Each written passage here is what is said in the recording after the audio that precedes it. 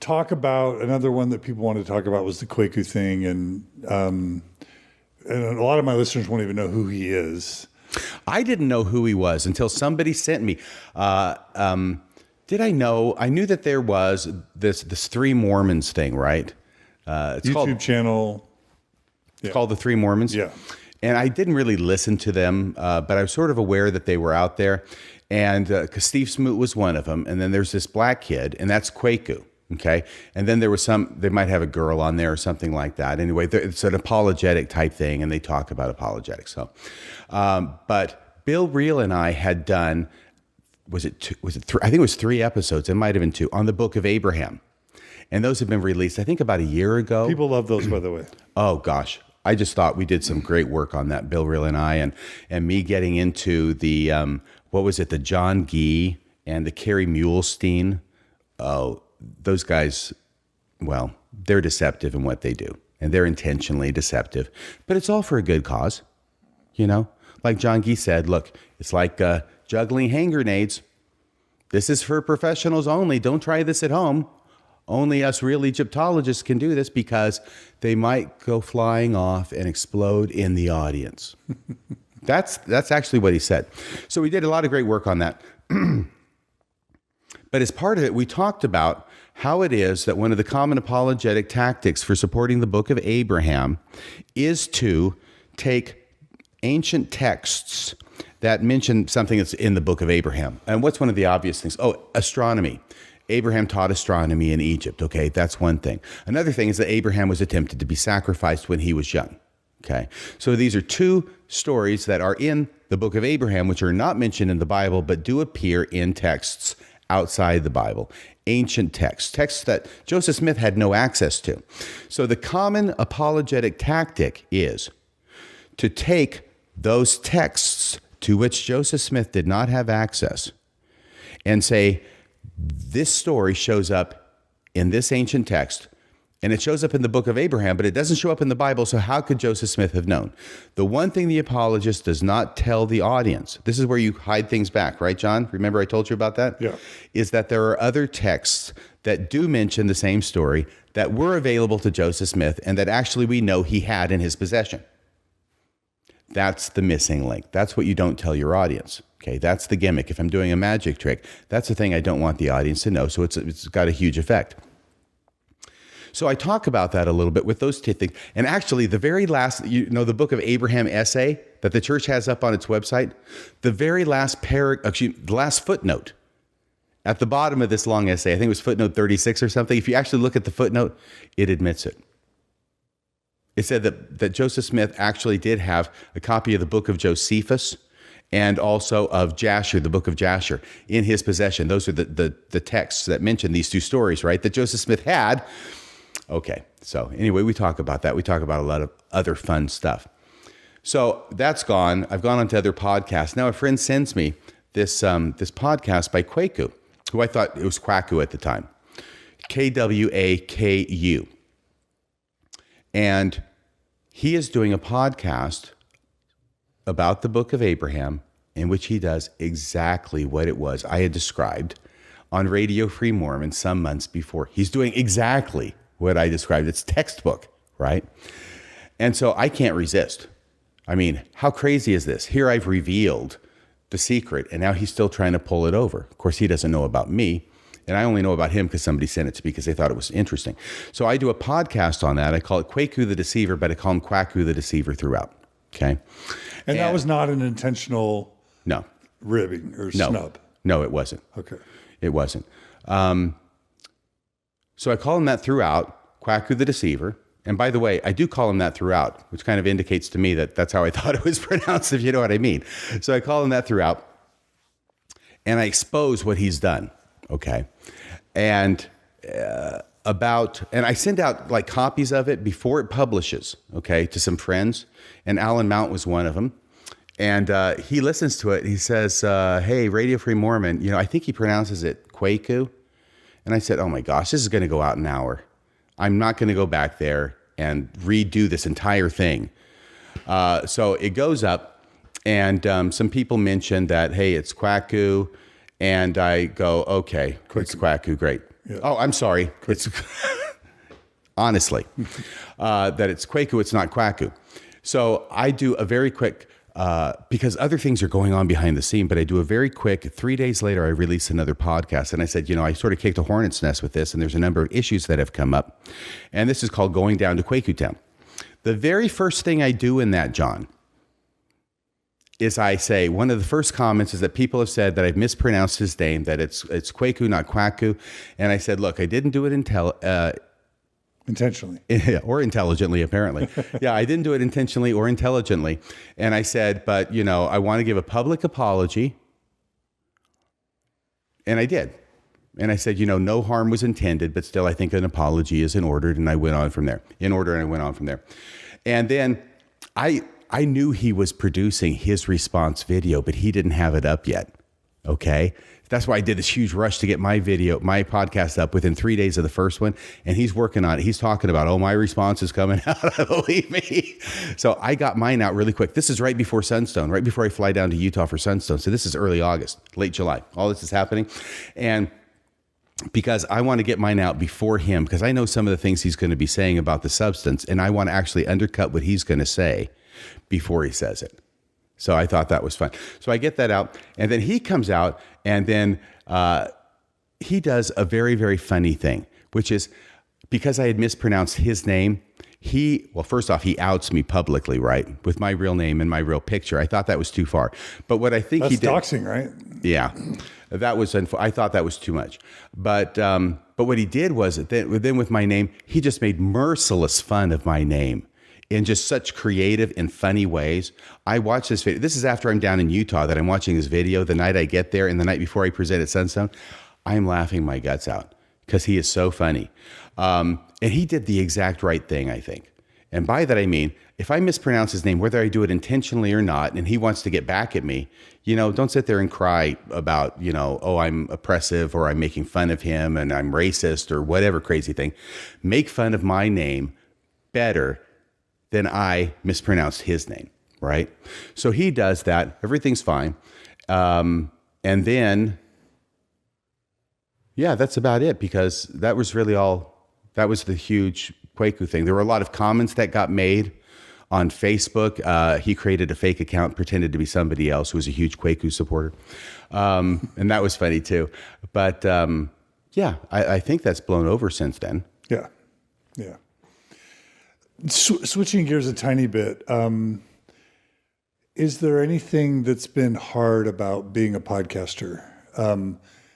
I can make a big old, it's overwhelmingly such an amazing opportunity and blessing to be in this space. So I love it in spite of all the harm and difficulty. But for me, it's been excruciating at times. How so? I've talked about this before, but just people that want to destroy you, not just disagree with you or criticize you, people who want to literally destroy you. Former friends or supporters that turn on you and try and destroy you, people that you invested in, people that you supported, people that you believed in, people that you brought on your podcast, then they turn around and whether it's for envy or jealousy or, personality differences or whatever it is, they want to just destroy you. That's been the hardest part for me. But I'm just wondering if it's been hard for you or if it's just been all fun and interesting, or if there have been any hard parts. It has been very, very time consuming. And here I've got a full-time law practice, right? It's just me.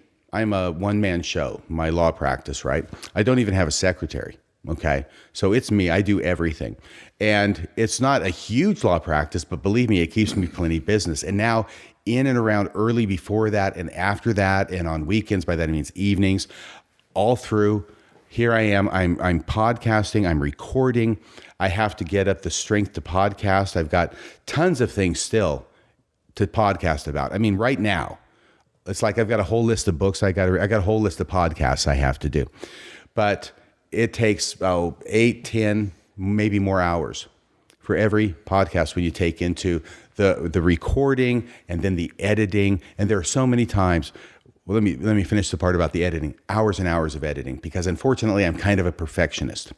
And I want it to be polished. I want it to be the best possible thing it can be, which is why I'm a little bit put off about the fact that I got his name wrong and people, focused on that, because I should have had his name right, but I didn't know. Frankly, we were doing Elder Tad Callister and his case for the Book of Mormon. You probably didn't get a chance to listen to that, but me and Bill Reel, and I know that's incorrect grammar, by the way, Mom, in case you're listening, me and Bill Reel are doing an analysis of that. His case for the Book of Mormon is 5-minute video. It's called 5-Minute Fireside, right? And we're talking about Elder Callister and Elder Callister this. And then we get to the first clip that we're playing from him. And you know how he introduces himself? Hello, I'm Elder Tad Callister. We'd been mispronouncing his name. And so I corrected that and I made a little joke, about something. Oh, I hear I've been mispronouncing his name. I better correctly pronounce it. Otherwise, he's going to get crazy and make a video making fun of my name. So it's possible, actually, to mispronounce people's names with no ill intent. I just want to assure you. And you, Kwaku, and you, Elder Callister, in case you're watching.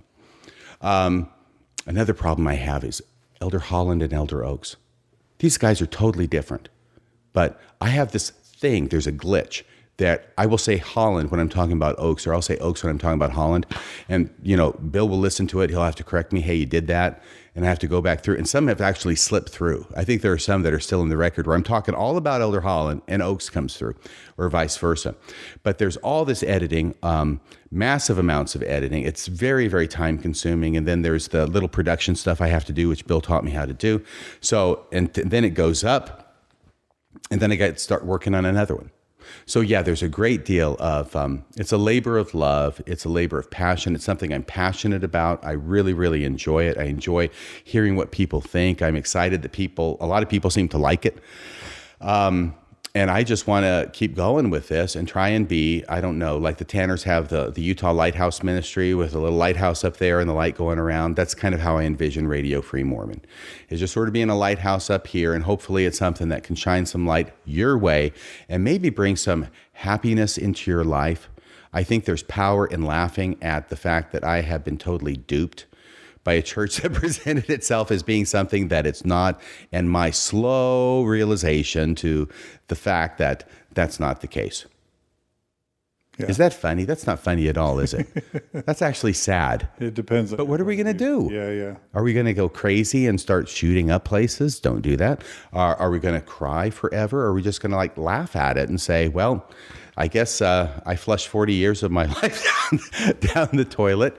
But really, who knows where I'd be? Would I be someplace better? I don't know, maybe. Would I be someplace worse? Possibly. Would I be dead? Maybe. I have no idea. Yeah. So my life is what it is. I can't go back. I can't change it. Though, unfortunately, and I've got to be honest with you, that doesn't mean I don't spend time sometimes regretting it. That I can't go back and change it, because there are things that I would have done differently, and I can identify them, one of which is dancing. Right? No mission, dance. Just continue with that.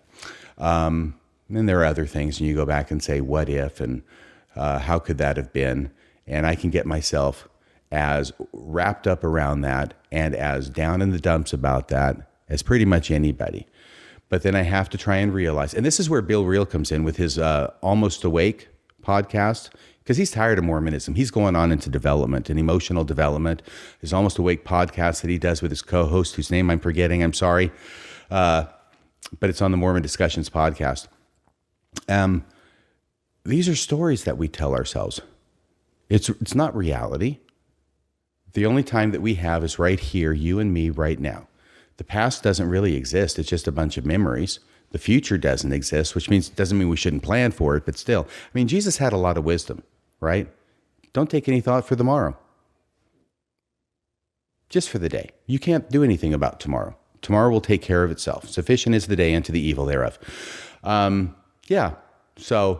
I was listening to one of those when I was kind of down in the dumps, and they were talking about the stories that we tell. And we've got this voice in our head that's always yakking, and it's always talking, and it's always telling us stories. And it's always telling us stories about ourselves.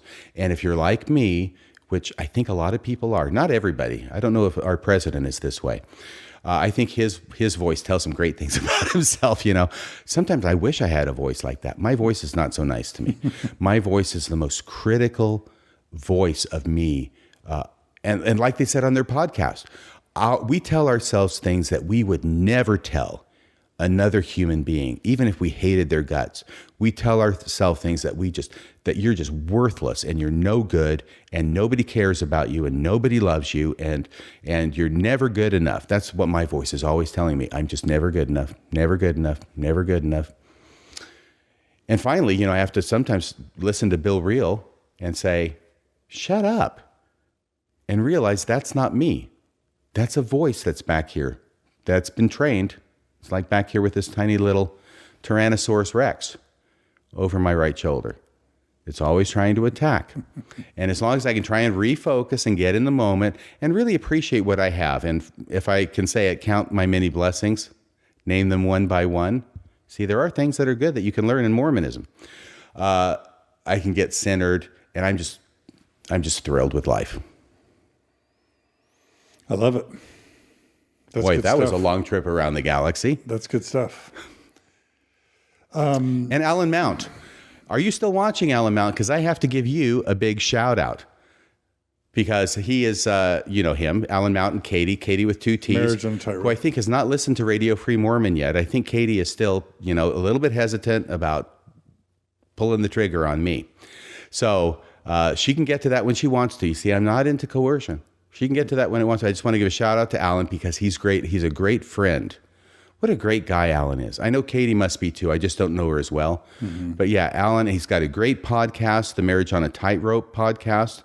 He's got like 1,000 people in this group of his, and they're always going out to try and help people. And if he were still a Mormon, he'd probably call it ministering now. He's ministering to people right and left who are having these issues that Mormonism brings up because of the severe commitment. You get married, there's a man, there's a woman, but over it all is the church. And this is where the commitment runs, okay? This is where the commitment runs, is up to the church. Obviously, there's a commitment here, but this is the main commitment. And if there's any problem with this line and this line, this is the line that's supposed to give, and this is the line that's supposed to be maintained, which can lead to all sorts of problems.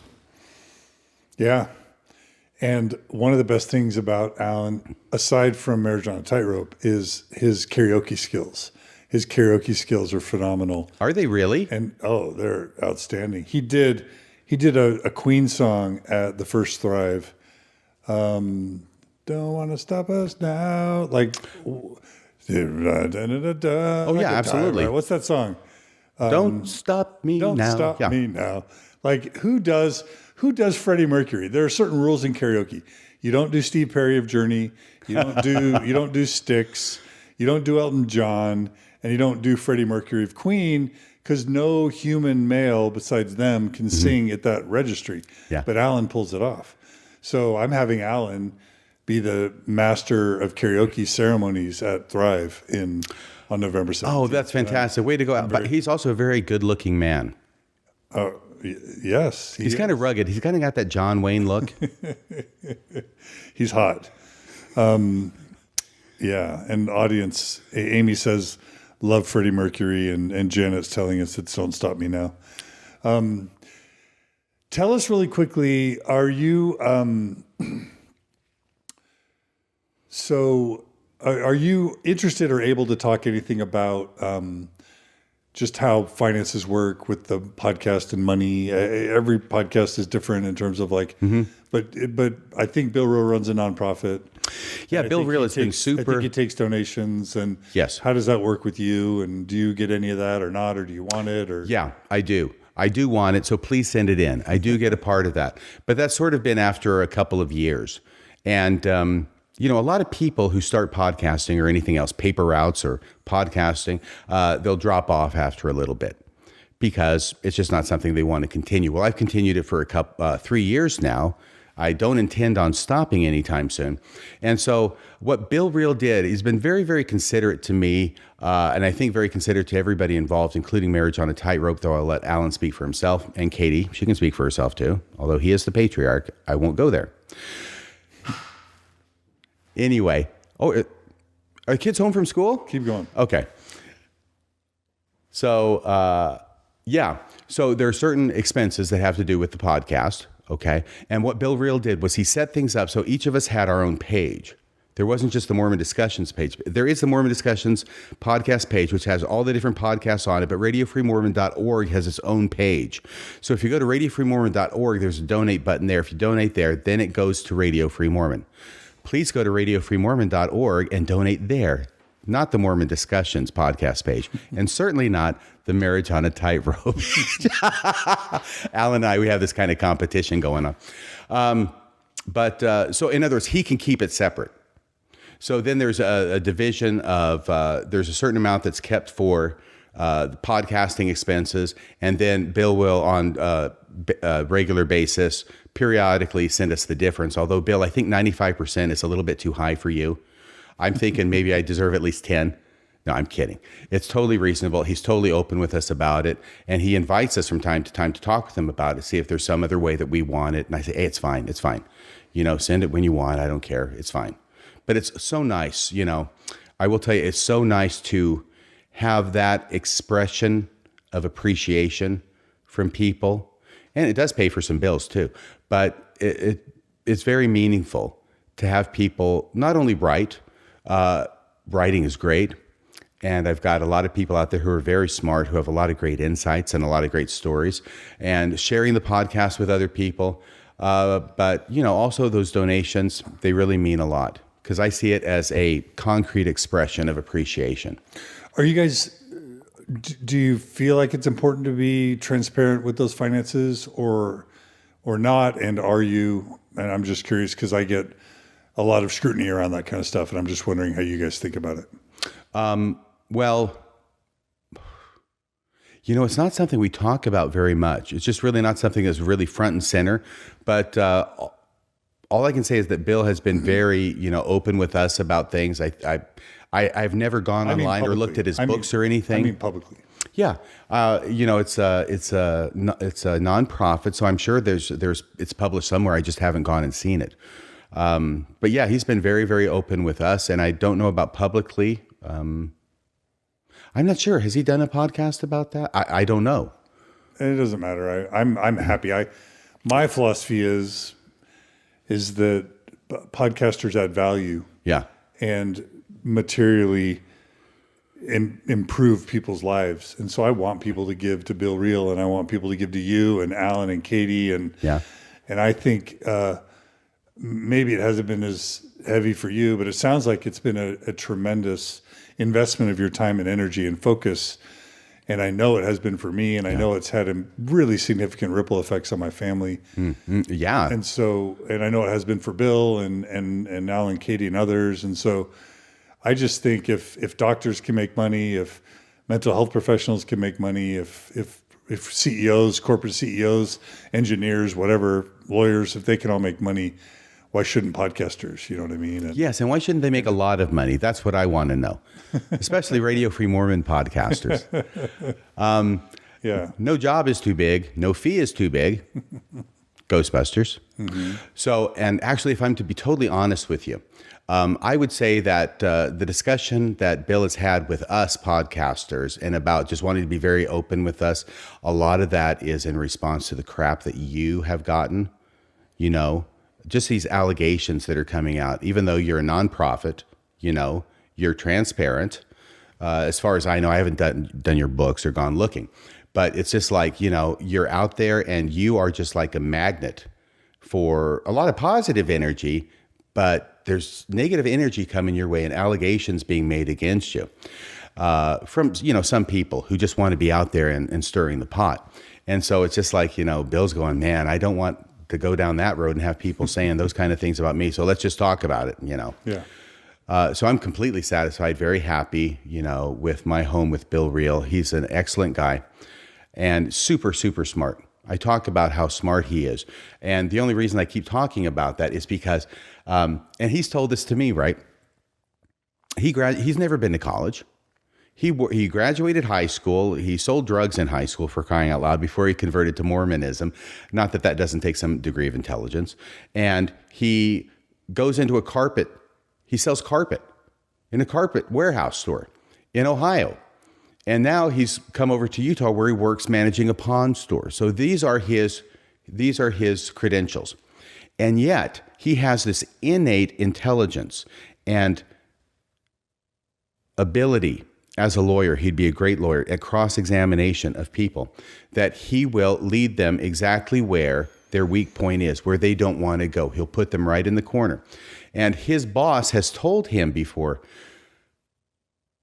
Bill, here's what I don't get. How is somebody like you, with no education, except for high school, who's never done anything, except what you're doing, how is a person like you, because I know that if you got in the same room with Elder Oaks, that you would wipe in an actual open conversation where he's got to answer the questions that you ask, you would wipe up the floor with him. And I know that Bill would. This is why apologists refuse to go on the show, okay? They refuse to go on most people's show. There was that Jim Bennett thing, that seven.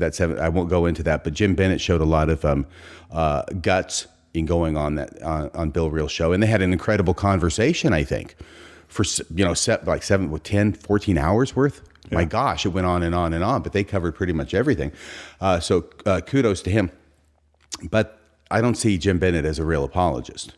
You know what I mean? Maybe yes, to a certain extent, but definitely much more nuanced than a hardline apologist like Daniel C. Peterson or Stephen Smoot, right? Or Hales. Right. And I've got to use his nickname, which I've created, Stephen Bukake Smoot. And you know why you have that nickname, Stephen. You know why. I've talked about it on the podcast. So I was talking about Bill Reel. Yeah. Why is it that you should be able to wipe up the floor with a guy who's been to law school and was on the Utah Supreme Court? Why could you wipe the floor with him in any discussion about Mormonism?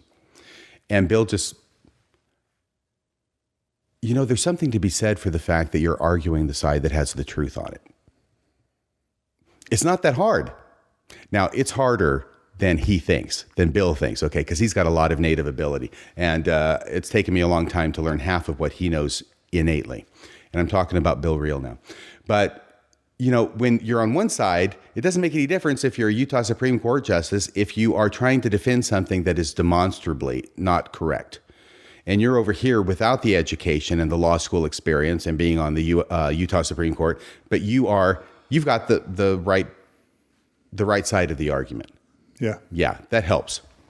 I think Bill and you, part of your trademarks, and Alan and others, is your allegiance really is to the truth. And that's highfalutin words, and that sounds, it's very it's sort of like pre-postmodern to even say that there is truth, you know what I mean? Yeah. But I think there is truth, and there are lies, and I really do respect you and Bill and Alan and others who are willing to stand up for truth, because I think truth does matter, and I think that's probably the most powerful thing that you guys do is stand up for truth. Well, thank you. I mean, there's a reason that in the hymn book, the hymn, "Oh, say what is truth," has a question mark at the end, because it's a question in Mormonism, right? Oh, say what is truth. At some point, I think if anybody's going to live what I would consider a fulfilling life, no matter what religion you're in, if it's in Mormonism or any other, there has to come a point where you decide that the truth is more important to you than simply reconfirming the beliefs that you already have, that you're willing to step outside that box and do a little exploring and maybe seeing if things outside are different than what you're told they're supposed to be. Mormonism just builds this box. And the more you grow, the more confining it becomes, because you're becoming bigger and bigger within this little box. The box doesn't change. You're not supposed to go outside this box. You're not supposed to look outside the box. The church has now become pleased to call it a boat, okay? If it's a boat, you're below decks, right, in steerage.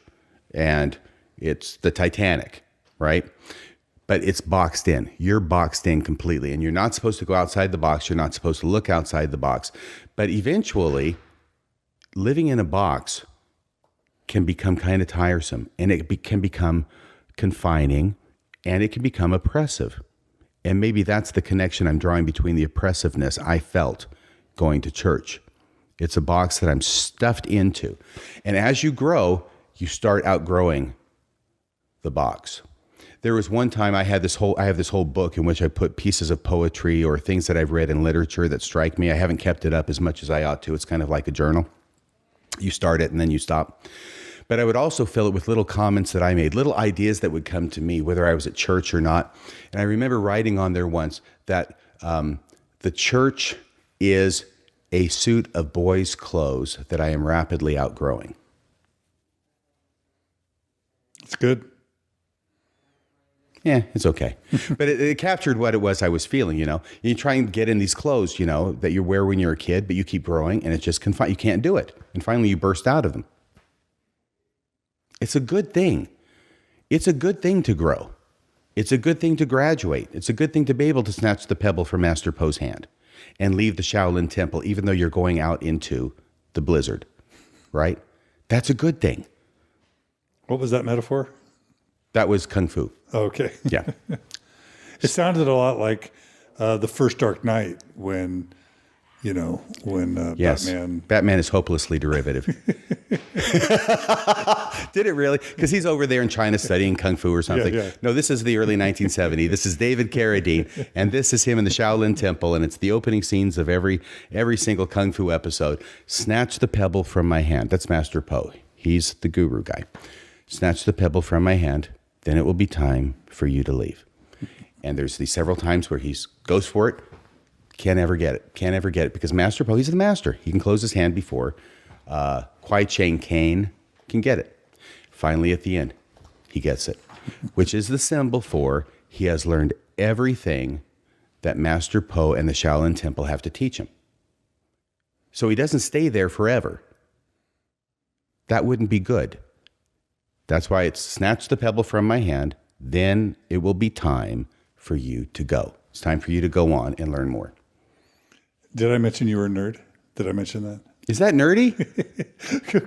Quoting David Carradine in Kung Fu from the 70s, maybe a little bit nerdy, but I love nerds. I'm a product of my culture. But yeah, the Mormon church needs to have, we have a white stone for crying out loud. We're supposed to get one when we get to the celestial kingdom, right? With a new name written on it. You're a nerd.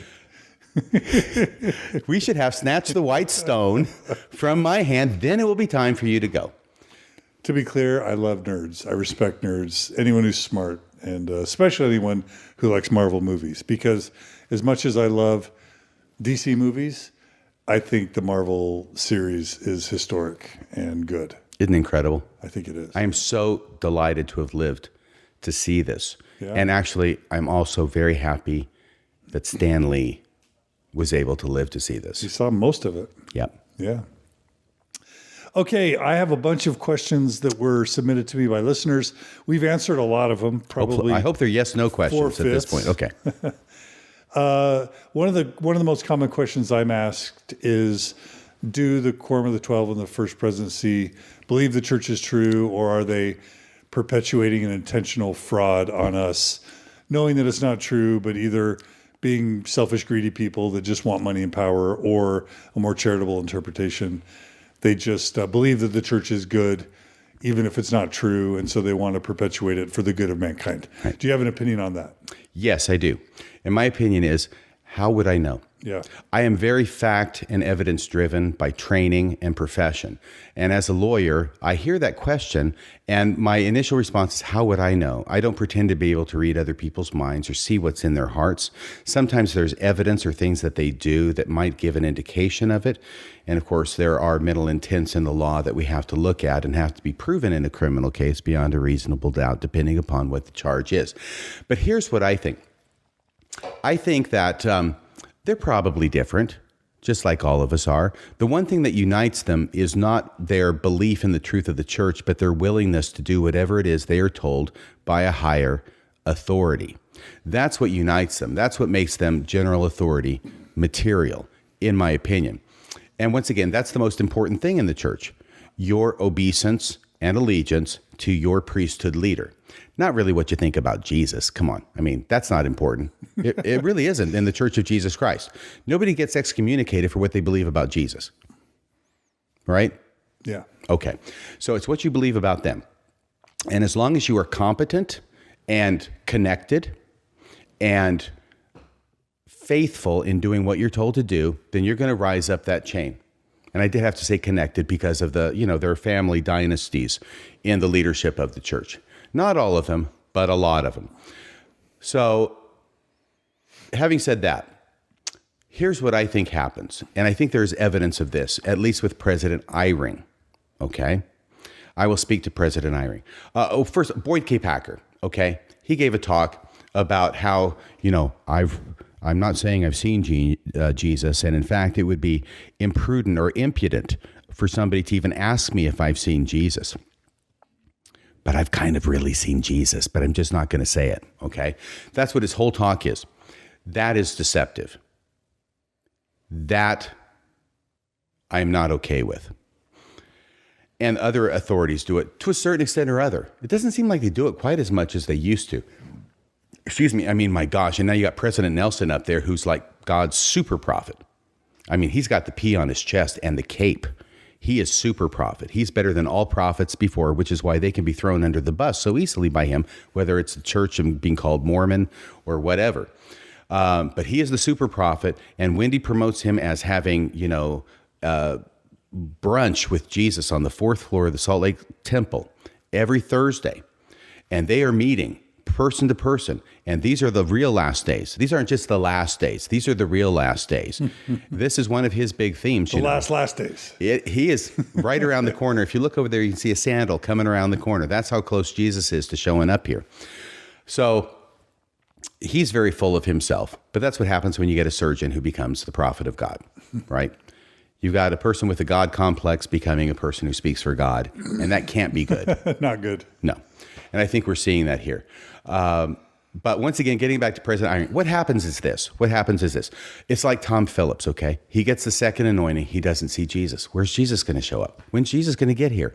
Oh, well, basically, he's not going to show up. But if you're asked about it, you need to give this response, which will make people think that you've seen Jesus, even though you and I both know you haven't seen Jesus. What kind of crap is that?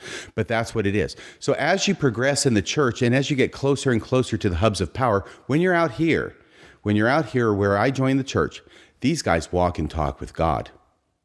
It is a direct pipeline. We're talking about face-to-face meetings in the Holy of Holy Rooms, in the temple, and there's all sorts of urban myths that circulate about that. At least they did when I was a kid. About President Kimball walking out of the Holy of Holies one night and the janitor's out there with the mop because who else is going to be in the temple in the middle of the night? But he's there and there's this light coming out from under the door. And this is not incandescent. No, this is something much better than that. And then he comes walking out, and he's by himself and he's laughing and chuckling to himself and saying something about how God can really tell a good joke. Have you ever heard that story? Yes. Have you really? Of course. Oh, okay. Because a lot of people hadn't. And so I'm just going, yeah, we have all these stories to support what it is that Mormonism is supposed to be like, what we believe it is when we're on the bottom rungs. As you get up closer and closer and closer to the top, now you start realizing more and more that that's not true. And that doesn't happen. And so I think that what happens, and I know happened with President Eyring, is you just start changing all of your expectations and you dumb down your definitions, okay? And revelation is not something that God appears to the president of the church on and tells him face to face. Instead, it becomes a unanimous vote of the quorum of the 12. God doesn't show up. You don't feel the Spirit. Nothing happens except you all finally agree on one course of action, and that by definition becomes a revelation. And President Eyring, I'm not making this up, and I've talked about it on the podcast, he came out a number of years ago, I think it was about 10 years ago, it was a press conference when Thomas B. Monson was made president of the church. So that's why it's about 10 years ago. President Eyring is going to be one of his counselors. Everybody gets a chance to say something, and President Eyring ends up saying too much. And he talks about a number of years ago, before he was an apostle, and he was in some leadership position in the church anyway. And he goes to a meeting of the apostles, and he actually says the words, this is on the church website. You can actually watch and listen to him say this, or you can hear it on my podcast. But he says, I expected to see what? Revelation occurring among these people, God appearing, some kind of incredible divine manifestation, like everybody expects in the church, and like he's admitting he expected to see in the church. But he says when he got there, it wasn't like that at all. And instead, everybody is talking about this particular issue. He doesn't say what it is. And they have different opinions about it. And they talk around about it around the table. And as they continue to talk around the table about it, I saw this incredible miracle. And of course, here he gives the trademark President Cry ring, emotional output there. I saw this miracle, and their opinions all started lining up.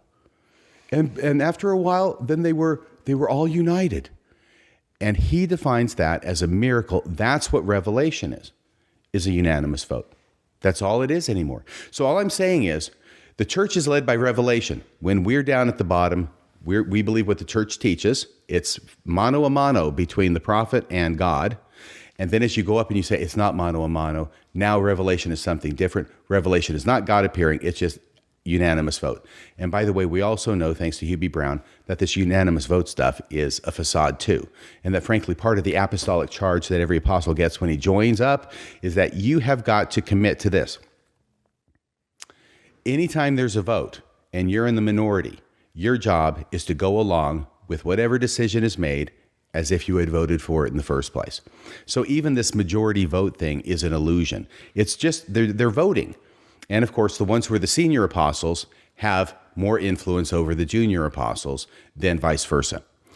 So what am I saying here? I think all I'm saying is that you change your definitions as you go up. I think President Eyring believes that the church is led by revelation just as much now as he did when he was a kid, only that definition has completely changed because he's been exposed to the actual wheels of the machine and seen they don't run like he was told when he was a kid. And so he redefines revelation as something that is, well, from all other aspects, just a natural thing that happens. And the other thing is this: when I joined the church, we talked about God appears to the prophet, and we made fun of other churches, especially the Catholic Church, because they did not have direct revelation from God. Instead, they made their doctrinal decisions in councils, and they would debate them, and they would come to a unanimous decision. And if people didn't agree, then they got kicked out or exiled or whatever, right? And we made fun of them. At least I did, and other people I know made fun of them because that was not how God worked in His church. And now that's exactly what we do. And frankly, 40 years ago, when we're making fun of the Catholics for it, I'm sure that's exactly how the church was doing it then too. Love that analysis. But just to make sure we hit it explicitly, you believe the brethren are sincere and believe it. They've just defined down their expectations. But do you think they're sincere believers? Once again, I think that some of them may not be. I think that some of them may be. I think that the most important thing is that they're loyal rather than what they believe about doctrine. I would not be surprised if there are some in there who are less committed to the truth claims of the church than others. And I'm just using President Eyring as an example because in a moment of unprecedented openness, he described what I think of as a complete shift in his definition of revelation, which allowed him to continue to believe revelation leads to the church, even though all it is unanimous vote by a ruling council. Yeah. Okay. So the answer is I don't know. I know Bill Reel is very, very convinced of the fact that they know it's a sham. Right. You see, and it gets complicated because I know that there are some of them who want to give the impression that the apostles have seen Jesus. They all know it's out there. They didn't get beamed into their position from outer space. They all grew up in the church, right? They all know that the TBMs out there, including me when I was back in the members of TBM, I was convinced that they had face-to-face meetings with Jesus at least once so that they could be a special witness of Jesus Christ. And they promote that. They promote that throughout the church. None of them has come out and said differently.